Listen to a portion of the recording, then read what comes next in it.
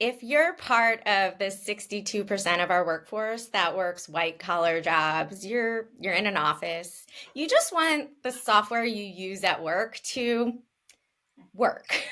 Lots of your tools are just way too complicated, and perhaps like me, you want to know, will it get better in our lifetime?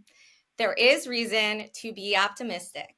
How can we make sense of the tools we use at work and the journey big companies need to go on to simplify them?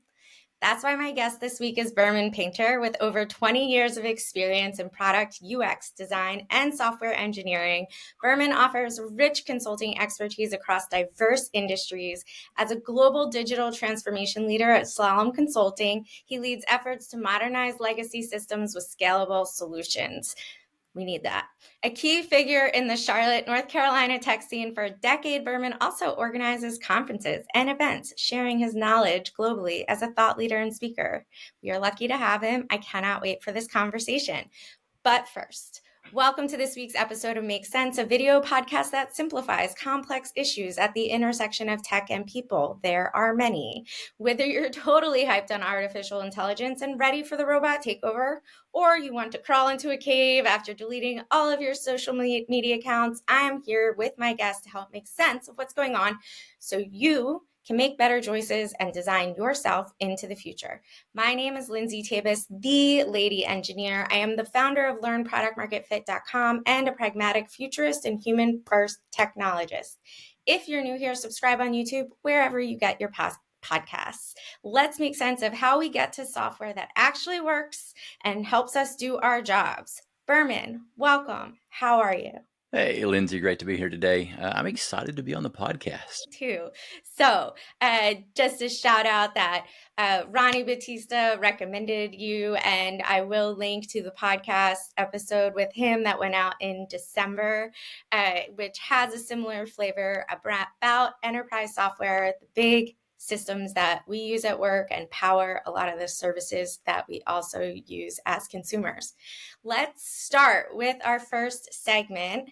Bermon, crystal ball, what does the future hold? This is where I call out interesting predictions for this year, and the experts, my guests, tell us their hot take. I'm going to fire off some predictions, and I want you to say, like, yes, that's happening, or no, that's not happening. And if you have like a little bit extra you can give us, go for it. Okay? All right, we'll do. Cool. All right. First one, hyper personalization becomes the norm. A continuation of a 2023 prediction, which was kind of renewed focus on tracking technologies. This kind of ups the ante by saying it becomes the norm. Are customers demanding that companies meet them where they are, or are they still wary of privacy concerns? I think, yes, personalization is definitely going to become more of the norm. I feel like a yes and. There are a lot of challenges to get there. If I'm a consumer, right, I'm going to a site and I'm trying to get something, whether it's buy products or go on vacation or get a cruise or anything like that. They can only personalize, or these companies can only personalize the experience for me if they understand who I am and their data is in a good spot.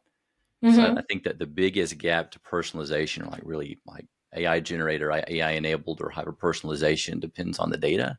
And most of the small to medium sized businesses and enterprises, the data needs a lot of TLC. It's not quite there yet. It's like maybe it'll happen for some more of the forward thinking enterprises, but a lot of companies are going to struggle. A lot of companies. So personalization will grow, but hyper personalization probably won't become the norm in 2024. Is that I don't think so. Most companies aren't equipped to do that. They're just not there yet.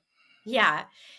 So the second one is e-commerce gets serious about compliance. So failure to comply with data protection and privacy requirements is no longer an option for any medium to large e-commerce business. Yeah, the UK is leading the charge there for sure. The US, for a bunch of different reasons, I would suppose, we're lagging behind on privacy and what these companies can and can't do or shouldn't do with our data. There are policies that are kind of in play, but it's slow. There isn't a heavy appetite to lock a bunch of that down yet, at least from the companies. The people, I think, definitely want. I want it, but we'll see how it progresses through policies at a federal and state level. Yeah, last week's episode, or 2 weeks ago, our episode with Joe Mearsman, we talked about challenges in enterprise AI, and for sure he kept saying that technology is just moving light years faster than regulation. So Um, much faster. yeah, yeah, and there's also some power plays at play that kind of keep regulation from happening in the first place. So, There which are is for sure. And I yeah, think it's I'd love to elect more tech literate representatives. you and me both. There's a substantial knowledge gap there. There's not a ton of incentives for them to do those types of regulations either. Hmm. Um, so I don't know. Yeah. Maybe things will change come later on this year. Maybe they won't. We'll see. Well, I think in similar industries, I had a guest on a previous episode, Cassandra Kane, talk about supply chain and sustainability and how Europe is leading the way Hmm. in making sure that big clothing companies can track their supply chain beyond just what's above and below, but like multiple steps in. And that forces any US companies that are doing over $100 million in revenue in Europe to figure that stuff out. So I think Europe, the UK, they're dragging the US companies along for the ride right now. So You're we'll right. see. Yeah. And that's the fun part of being a global company now is you can't just be nice in the U.S. You've got to comply to all these other policies, and it's I appreciate the direction that the UK is going from like privacy, open banking, ESGs. Like they're really leading the charge, and there's a lot of good learnings that we can get from what they're doing over there. Yeah. Yeah. So hopefully, cross our fingers. But yeah, e-commerce getting serious about compliance in other countries, not the US. Not yet. Not yet, and not in the US. So the third one is data comprehension will get priority over data accumulation.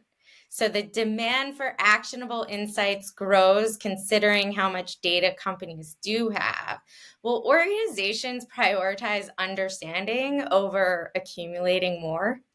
Absolutely. I don't think accumulating more is ever going to stop. Mhm. But back to my earlier point, most companies have more data than they know what to do with. A lot of the data is bad data. It's not well formed. They can't make a ton of sense in the data that they have. One of my current clients, I'm actually leading their digital analytics group, and they care a lot about making sense of the data Mhm. and understanding what customers are doing across all the digital channels, how they're interfacing with the call center, because they do seem to care a lot about how can they better serve their customers, and they know that they can only do that by gaining insights from the data that they do have. Mhm. So we're working on a handful of initiatives right now that leverage AI that are cleaning up the data. I have a team now just working through their analytics. We're migrating platforms to clean up all the mess and to set them up to start to garner better insights Mhm. so they can serve the business, serve the customer. That's kind of what we've been talking about a lot with them. We see that a lot with a bunch of other companies as well. Yeah. I worked for a company back in 2015, a financial services company, running the usability testing lab for them. And card members would come in and some would be like, "Oh, I'd figure this company can do that. They have all the data on me." And I started to develop this idea of like there's a difference between having information and knowing information. Right? So any of you that are at work, you have like a drive like SharePoint, there could be Hmm. years and years of customer research in there, but if the people don't read it, then you don't know it, then it is not something that you use, Yeah, right? So absolutely. it's the same with what's sitting in all of our databases, if we don't like do anything with it, it's, yeah, we have it, but we're not able to use it. So You're I, not. And that's a good point. I mean, I think a lot of companies gather what I would call what data. They know what's going on, right? Somebody clicked this button, somebody downloaded this product or downloaded this thing, somebody navigated from this page to that page. We know what happens. Mhm. Companies still aren't very good at understanding what I call like why data, why somebody is performing a certain action over another or not engaging in one channel or engaging in one channel over another. We're not really good at that yet. Some of the AI tools that we're starting to use are beginning to help us just suss through all of the good and bad data that we have to understand why certain things are happening.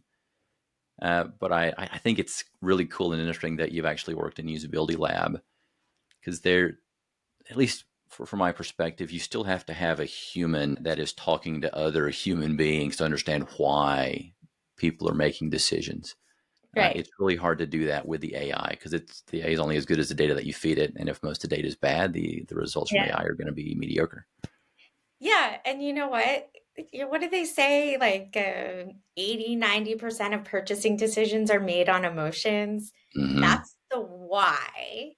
That's not the what. So you could say, hey, this glass, everyone is buying it. It's flying off the shelves. We should sell more glasses.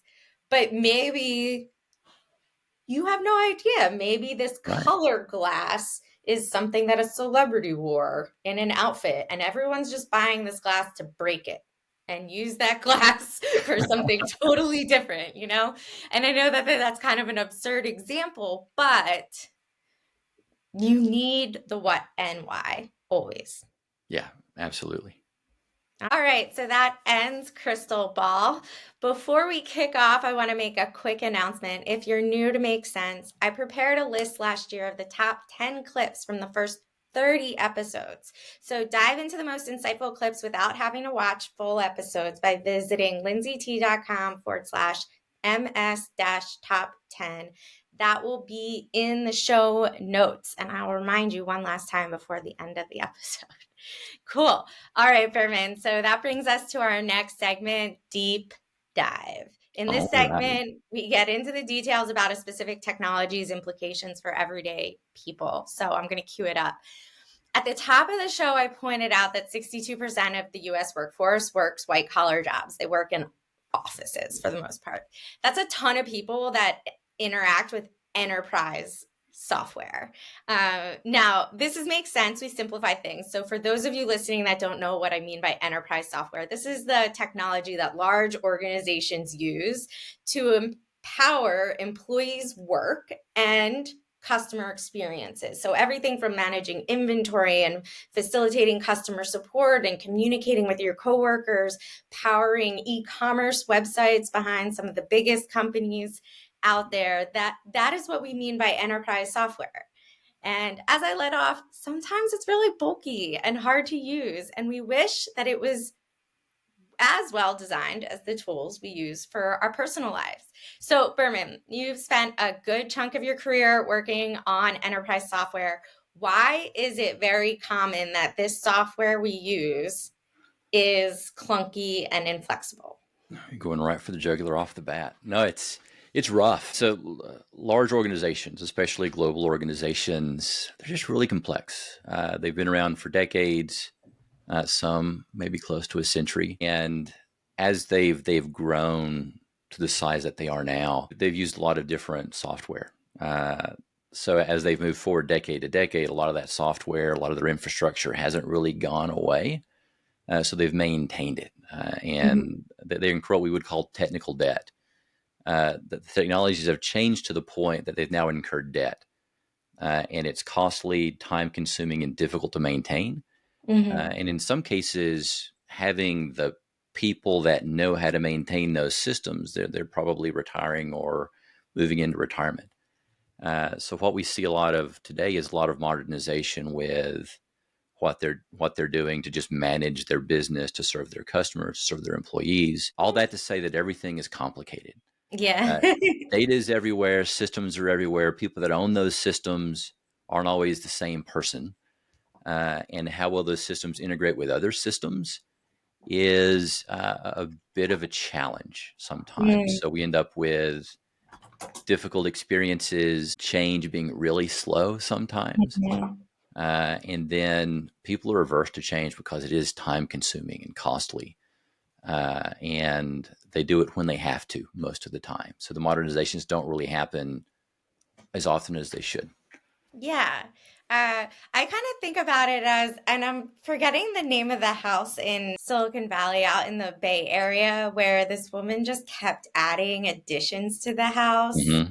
And it is like a crazy structure now. And that's kind of like enterprise softwares. There was something acquired in the 70s, and then something was built on top of it, and then something else was built in addition to it. We tried to like surgically take out one section, but because no one understood this other section, it's still there.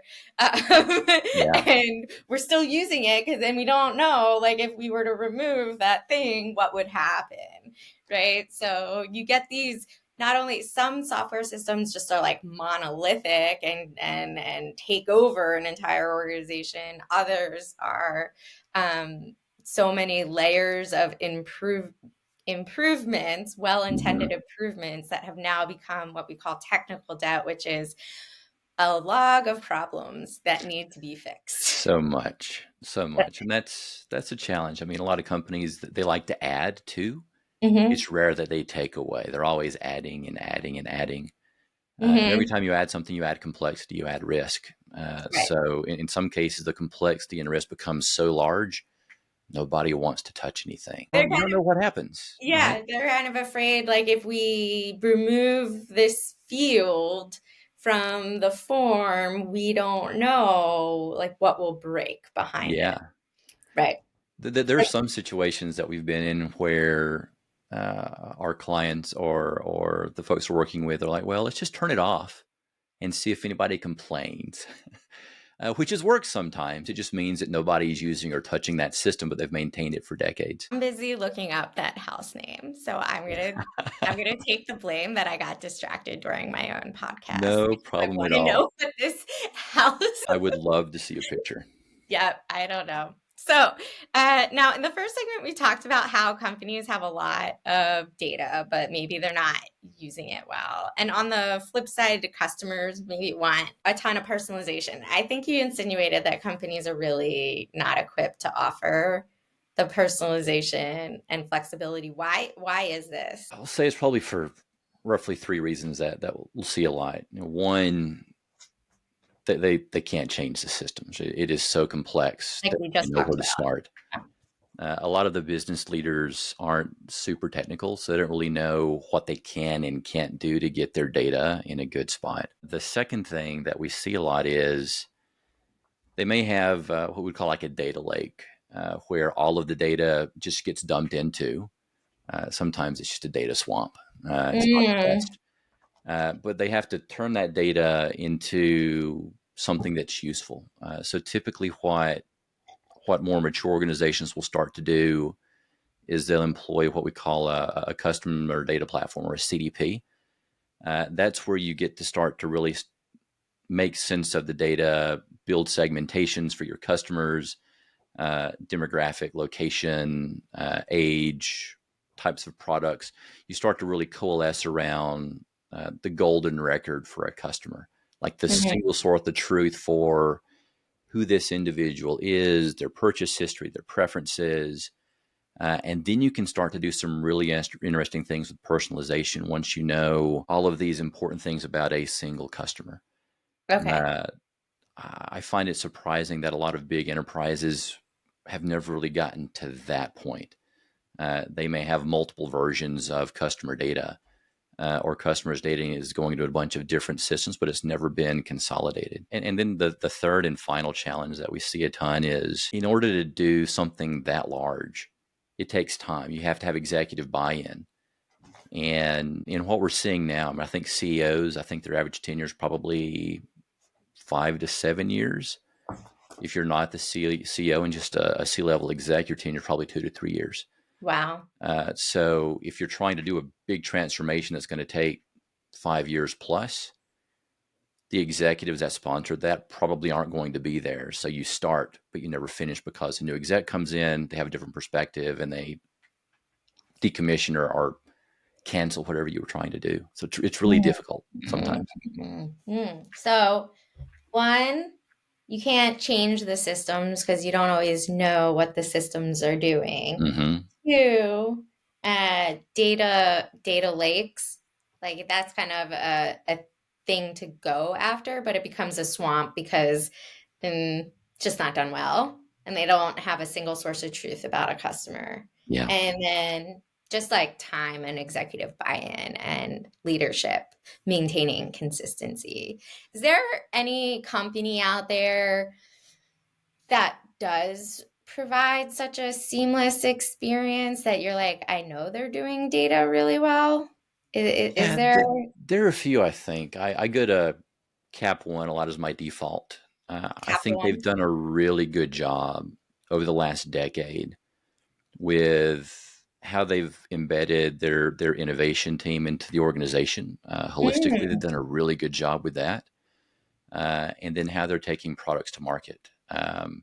Don't quote me on this, but this is sort of like how it feels from a Cap One perspective. Is that they generate thousands and thousands of ideas every year because they've embedded their innovation across those teams. And then they select those down uh, into maybe hundreds that they might sort of loosely explore. mm, And then the innovation team really only takes a subset of those, maybe a handful to market. mm, But they've been incredibly successful because they leverage the breadth of the organization to really generate those ideas, to get different business units to communicate so they can better understand what they can do, what they can't do, what their customers are trying to do across their different products. mm-hmm, And then they go to market with new features, new products, new services that they've already validated to a certain extent in market.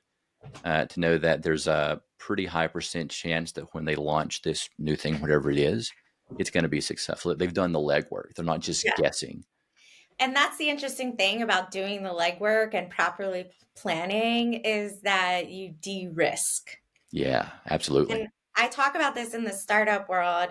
You know, a lot of the times there's this pressure and antsiness to be first to market, or we can't get feedback on our idea if it's like not built, and people rush to go build the thing and throw it out there. And you know, some of that also is like a misinterpretation of, you know, lean startup and agile Yeah. principles to just F it, ship it. And I talk about this has nothing to do with my opinions on guns and personal gun use, but have you ever shot a gun? I have. I'm from the South, so Yeah. you're basically given a gun alongside your bottle when you're born. Yeah, have you ever had one that you need to calibrate the eyesight for? Yeah, Okay. So if you go shoot a gun without calibrating a rifle without calibrating the eyesight, you might have a precision where you consistently shoot at the same spot on the target, but you don't have accuracy because you didn't calibrate for your eyesight so that you could actually hit the center of the target, yeah, right? right. Mhm. And so when I think about early product development, early innovation, the planning, the research, that stuff is calibrating the eyesight so that when you shoot multiple bullets at the target, you have both precision and accuracy Yeah, going for you. So that's my gun analogy. it's a good analogy, and it's correct, right? I mean, you have to have the right tools, and it has to be calibrated correctly, and then you have to do the work, right? Even if you Mhm. have a finely calibrated gun or whatever it is, if you've never shot one before, you're still going to miss the target. Yeah, you still have to learn. You Yeah, have to learn how to bring something to market. that's right. I like the Capital One example because I was originally my checking account with ING Direct, and Capital Okay. One acquired ING Direct. And I remember the first few years, literally they were serving up the ING Direct experience in like an applet embedded in the Yeah. Capital One interface. Like it actually, until about a year and a half ago, they were still serving up the like billing interface in from ING Direct into the Capital One system. But you could see slowly over the years how they were taking this acquisition and blending, the back end to support this nice, like much nicer front end Yeah. experience. And I, as a designer, as someone that understands the backend systems, I really appreciated it over watching that happen over time. It's cool to see. I mean, that's something that I don't think most consumers understand. Why banking is a good example, right? Where my checking, I log into one place, my auto, I log into somewhere else, but it's the same company. Mm-hmm. But they do a lot of acquisitions, and the time that it takes them to bring the acquisitions into their system, it takes time. It takes time, and whether it was an acquisition or just totally different departments, back in the 80s, 90s, even 2000s, companies were letting each department acquire their own separate software. So your checking account might have been run on one program and your mortgage is running on another program, which is why we also have those disconnected user experiences Yeah, as well. so So much. let's get back to the topic. So okay.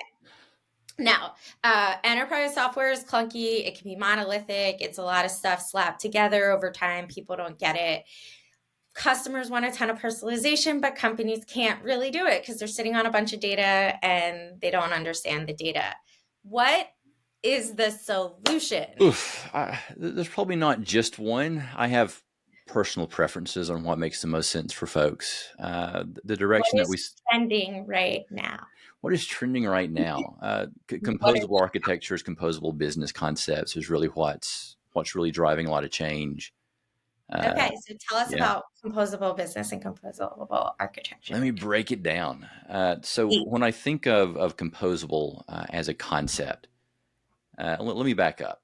Like when you think of a standard digital experience, Mm-hmm. you have something that's going to manage your content. You have something that manages your assets, images, video, iconography, brand assets, things like that. Mm-hmm. You have your personalization engines, you have login, you have search, you have the servers that you host your mobile app or your website or your VR application on. Most companies today still use what we would call like a monolithic architecture.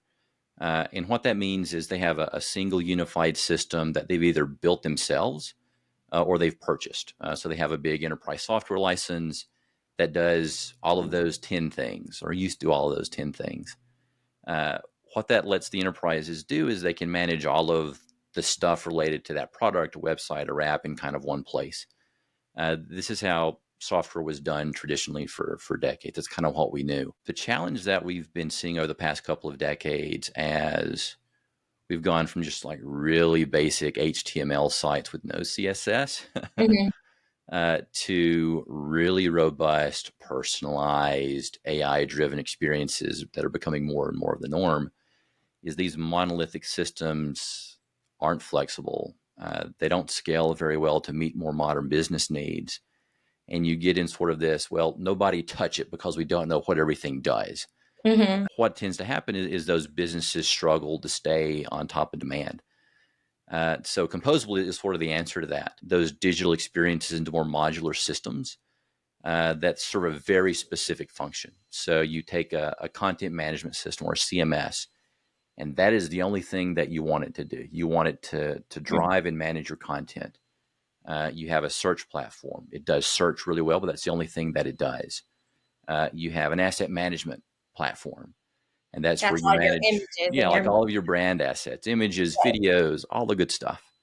And then you have like your customer data platforms. You have your what we would call serverless hosting environments, which has always felt like a misnomer to me because they're still servers. So it's not Mhm. serverless technically. So you combine all of those things together. So what that allows the businesses to do is they can compose the experience that they want and bring in systems when they need to bring them in. Okay. Once you have a composable infrastructure set up, Then you can start to select and combine and interchange various technologies to help you adapt to customer needs, market needs, changes in technologies. So let's say that we've talked about personalization a bit. Let's say that today there's a really fancy AI-driven hyper-personalization engine. It is the best that's out there today. So you bring it in. You now can deliver these really great personalized experiences for customers. But we know that AI specifically is moving really fast. Let's say a year from now, something better, faster, cheaper comes out. If you have a monolith, it is really expensive and time consuming to rip something out and plug something else back in. Mm. But in the composable space, you just really have to rip out your current personalization engine and plug the other one in and just kind of go. Now, that's an oversimplification, but I it have is that even simple more, sometimes. I have a bigger oversimplification, Yeah, please, please. like Legos.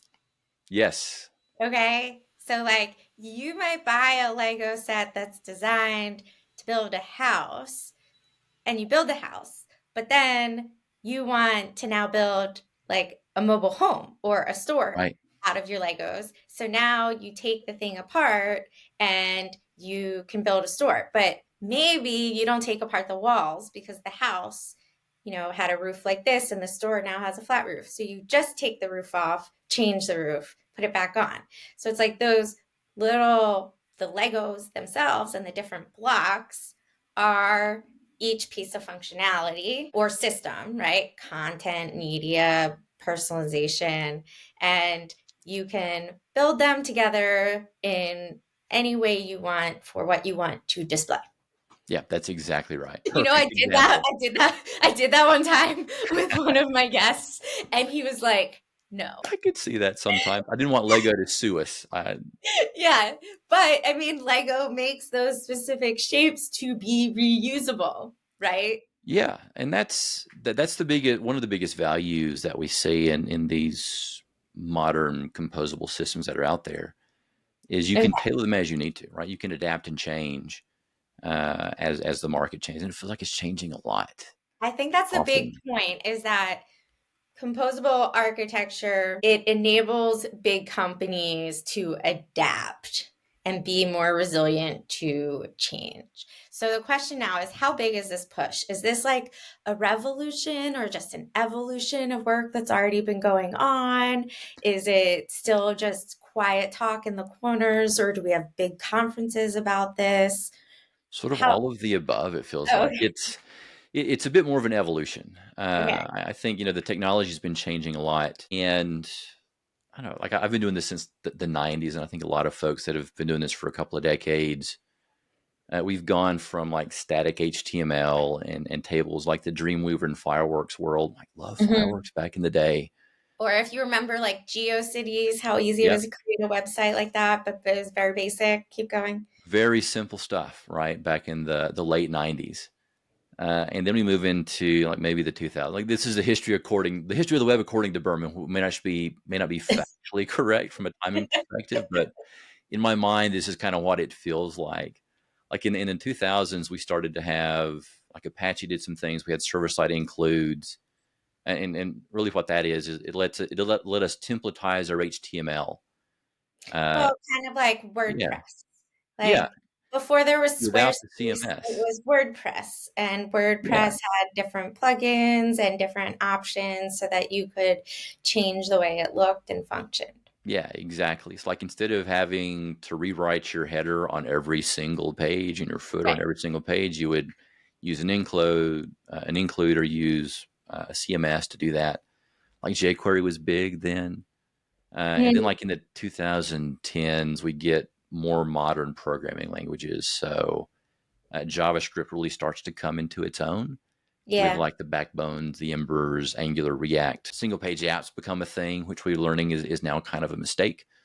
Hmm. And then we move into the 2020s where things are moving into this modern composable realm, where you have very specific SaaS platforms, software as a service platforms that do one things or a couple of things really, really well.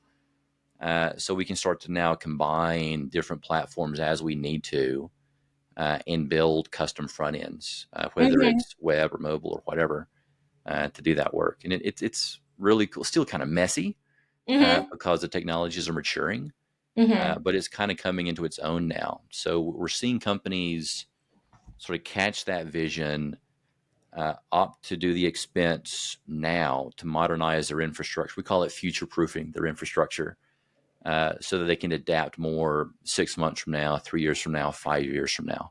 Yeah. Okay. All right. So this is really an evolution of work that's been going on and not as much of a revolution. And if anyone says it's a revolution, that's just marketing That's terminology. right. You need to pay attention. Okay. So much of the Make Sense audience works outside of IT teams. So let's just take an example of a marketing consultant. How can they tell their company or their clients, like, what things might they observe that they'd be like, huh, they could benefit from composable architecture? Yeah. Hmm. We see a lot of like headbutting internally between marketing and IT. Mm-hmm. And we love working with both for sure. The biggest complaint that we have from the marketing teams is they have to depend on IT too much for simple changes, right? I want to make a copy change, or I need to add a new page, or add new products, or do something on the .com that's marketing specific, but I can't do it myself. I Mm, have to rely on somebody else in another part of the organization, typically in IT or software engineering or maybe analytics, to make this change for me.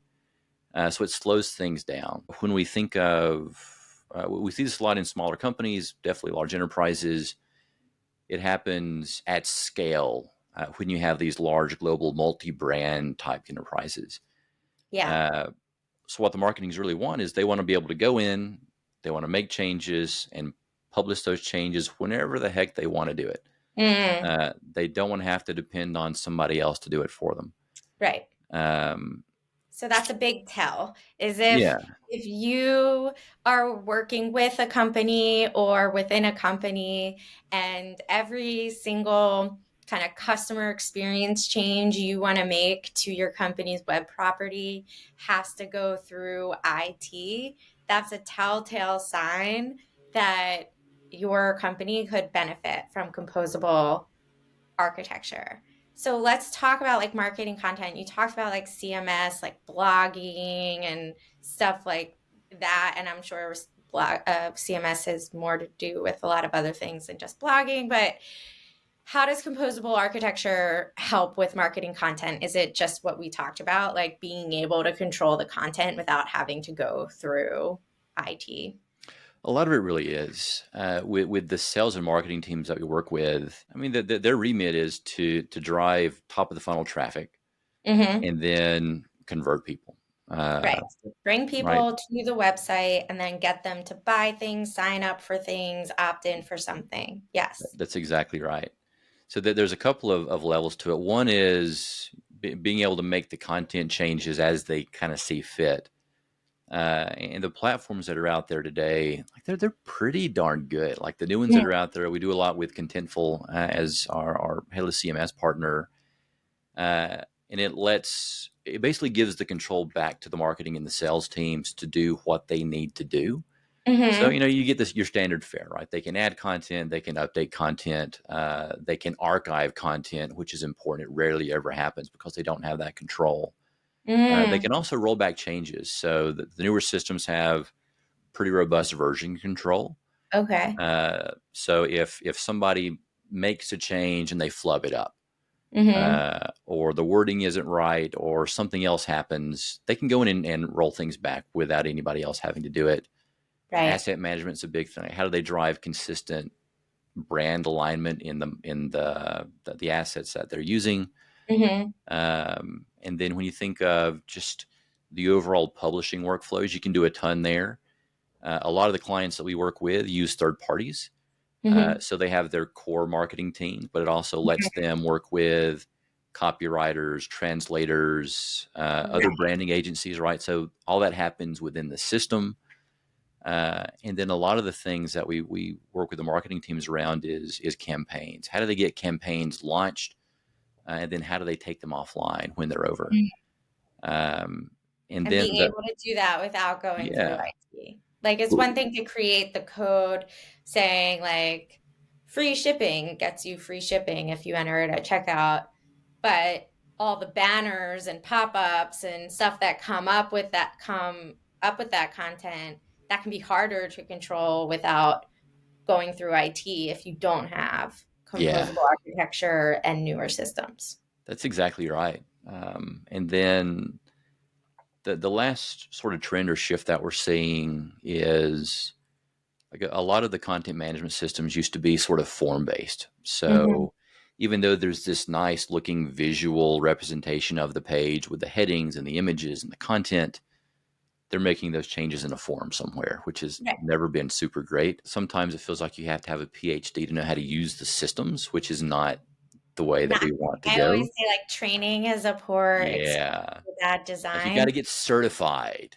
to know But how to use this thing, right? at the same time, like, enterprise software is so complex that we have to account for training and change management, which a lot of times companies don't. So employees get these systems and are like, I don't know how to use it. And then Yep. CTOs are like, they're not using it. We need to replace it. And it's like, no, you just didn't tell me how to use That's it. exactly right. It happens so much. So much. We were doing something with an energy client that made me think of that. They were doing waterfall on a project, and this is for their internal teams that were running and managing Clarify. project.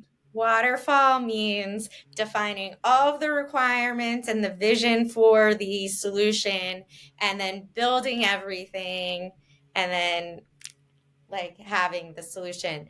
There's, like, very little, like, iteration going Yep. on. It's like, let's define the whole thing up front. Okay, go for it.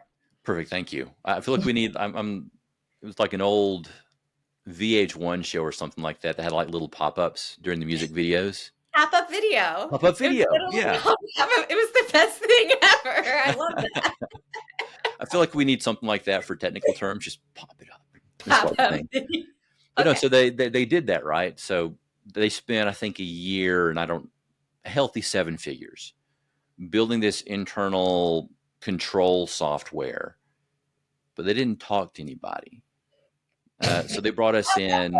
They were going to launch it. They wanted us to do sort of like an end-to-end heuristic analysis, like how easy it was for folks to use.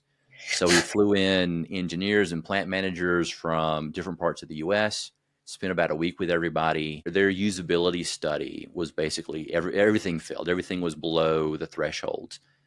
Nobody understood the process. Their task completion rates were below 50%. And basically what it ended up being is, well, congratulations.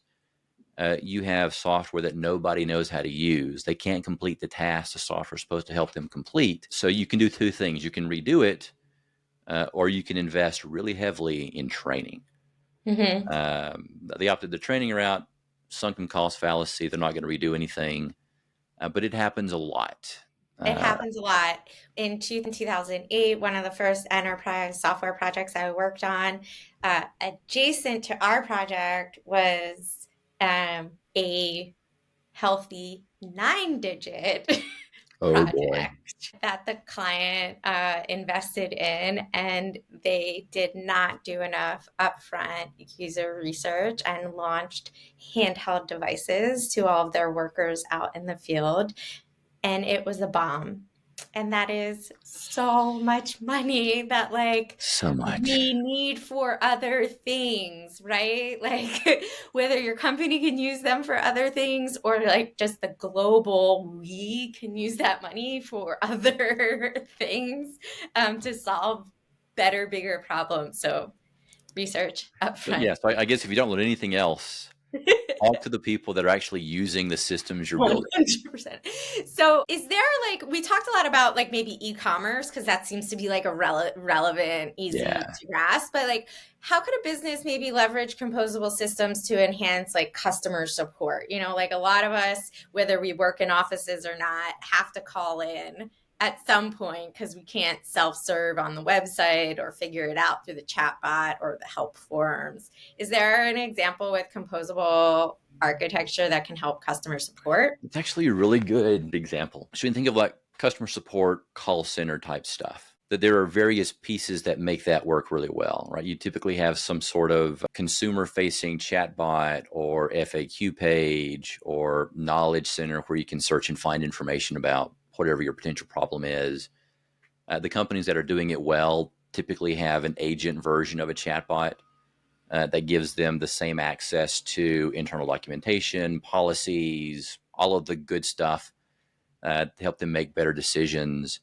And you said agent version, Yeah, and you mean like the person that picks up the phone when you call. that's So right. they So have their own chat bot to help them serve the people calling. Got it. exactly. So there are two systems, right? There's the consumer facing system that I'm interfacing as somebody trying to buy something or engage with this company in some way. And then there's the agent side of it. Like I'm the internal employee and I'm servicing the consumers or servicing the customers. And then you have, right, you have the actual call center where I'm actually calling somebody and maybe they call me back, maybe they don't. And then all of the infrastructure that kind of drives all of that information. It's a really good use case for composable systems because what it allows you to do is you can use a headless CMS or some sort of an internal knowledge base that stores all of the important policy information, pricing information, product information. And then in most cases where we see these contact centers going is they're using sentiment analysis and AI and machine learning, like all of the buzzwords, but in really useful ways uh, to help empower the agents. But they're also trying to use similar systems to empower the actual individuals, the consumers at the end of the day. Mm-hmm. Sometimes it doesn't happen in at the same time. There was a story that based here in Charlotte with one of the big box stores. They sell hardware. We'll leave it at that. And basically, they launched this really new mobile application for customers, but they didn't launch anything internally for their staff. So as a customer, I could look through the mobile app and see what products were available. But if I asked somebody internally there at one of the locations, they didn't know. They had to go to a green screen computer and do the same lookup, but I could do it faster. They eventually rolled out better internal employee applications to give them the same access to the data that the customers had, a little bit more. But it was sort of a disconnect on when certain things got released to which people. Yeah. Okay. I have one example before we wrap up. Yeah. It's really interesting. So tell me what went wrong. A big electronics store. I'm going to say but this is a friend story. Okay. I order a laptop online to pick up at the store. It looks like it's not going to be at the store until after I leave on vacation. Ouch. And I see that they actually have the product in stock, but the customer service person cannot fulfill my order with what is in stock. I have to wait for the one that's being delivered. Oh, no. Do we have any idea what's going on inside their systems? That is it just like hey, the customer service person doesn't have access to a specific interface to make this change, or maybe like, yeah, they don't have a field or something that they can fill out marking it like fulfilled. Yeah. A lot of companies will struggle because the systems are disconnected, right? There may Yeah. be a lot of systems, and it's something that we're trying to solve with another client. So it's top of mind is depending on the channel that you come through, Mm-hmm. it may be a different support team. It So might be if, a totally different order yeah, system too. completely. And that it happens so much. And then it's like a different accounting transaction because it goes into a different Yep. bucket. And that's the example of a monolithic system or multiple monolithic systems that are not connected in a composable way. Yeah, that's a perfect example. And it, like Got I it. said, it happens all the time. I love how complimentary you are of all of my ideas. You are right. That is perfect. You are Awesome. right. I will need to like take this recording and separate all the compliments and just like wake up in the morning and hear all these great things Yeah, about I'm things. here for it. So, let's wrap it up with this question because bringing it back to the employee experience, what do you predict the impact of composable architecture and systems will be on the employee experience going forward? And hopefully what it does is it empowers the employees to better serve the customers. And that's thinking very much in like consumer experiences. There are very high expectations now, especially with newer generations that are getting buying power, on how they expect these companies to be able to serve their needs. And it's less transactional for some people, where I just need a thing, you have the thing, give me the thing, and more of like, do I believe in you as a company? Do I believe in your principles? Do I believe in your policies? Are you somebody that I would like to do business with? And then when I Hmm. do business with you, are you supporting me in the way that I would prefer? So, Right. like in my case, right, I never want to talk on the phone to somebody. I will do chat even if it takes an hour. Uh, because I can do it async. I can do the thing and wait for them to respond and don't have to wait. I despise getting on a phone call, with the Hmm. exception of podcasts. This is great. So I think it'll help empower them more to be able to serve customers, and if their companies are doing it correctly, Hmm. and aren't taking the stance that AI is intended to replace people, and more so taking the stance of AI is helping us make sense of the data that we have, helping us bubble up the context based off of the various data points we have around a specific customer, to then empower the agents, or the internal employees to better service the consumers. That's kind of like all magical when it all happens well. I mean, it is. There are very few companies that do that well, but that's the Hmm. direction things are going. Awesome. Thank you, Berman. Let's Well, thank make you. it make sense. There's a lot here, but the future of enterprise software is bright when we think about composable architecture, creating more flexibility so that we can enable some of these predictions we talked about, like hyper personalization, uh, like, data comprehension and our e-commerce getting better at compliance, and just software at work working. So thank you for listening to Make Sense with me, your host, Lindsay Tavis, and guest, Bermon Painter. We hope you enjoyed our take on composable systems. Bermon, where can people find you online? I have really great SEO. There are maybe two Bermans in the world. One is me, the other is my father. Just Google Bermon Painter; it'll show up. It's super easy to find. Okay. You might want to put it in quotes because painter will bring up a lot of other things. If you It put Berman will. Painter in quote, he does have a LinkedIn and a Twitter. Those will be in the show notes, and you can check out all the links and resources there. Final note, if you want to continue to be the smartest person in the room, make sure you're getting notified when each episode hits on YouTube. Hit subscribe for next week's episode, and for audio only, follow wherever you get your podcasts. Also, don't forget to download the top 10 clips from our first 30 episodes at lindsayt.com/ms top 10. It's in the show notes. Thank you, Berman, for joining me. It's been a pleasure, Lindsay. Thank you.